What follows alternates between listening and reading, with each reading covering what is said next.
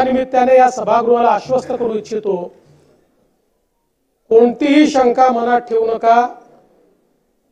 जी जी आश्वासनं आम्ही दिलेली आहेत, ज्या ज्या योजना आम्ही सुरू केलेल्या आहेत, एकही योजना आम्ही बंद होऊ देणार नाही।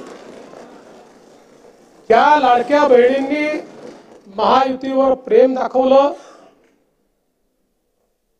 हे अधिवेशन संपल्याबरोबर डिसेंबर महिन्याचा हप्ता त्यांच्या खात्यामध्ये आम्ही टाकतो।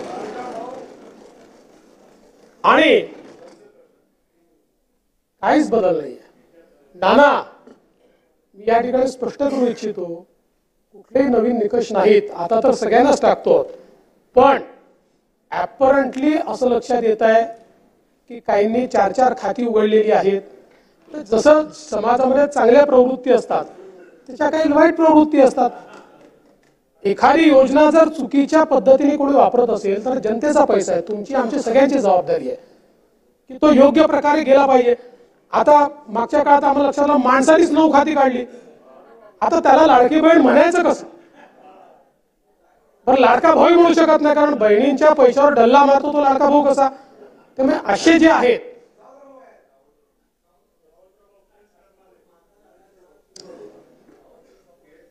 त्यामुळे शेतकऱ्यांच्या संदर्भात आम्ही दिलेली आश्वासनं असतील, युवांच्या संदर्भात दिलेली आश्वासनं असतील, ज्येष्ठांच्या संदर्भात दिलेली आश्वासनं असतील, समाजातल्या वंचितांच्या संदर्भात दिलेली आश्वासनं असतील, ही सर्व आश्वासनं या ठिकाणी आम्ही पूर्ण करणारच आहोत। आमचे मित्र भास्करराव या ठिकाणी नाही, पण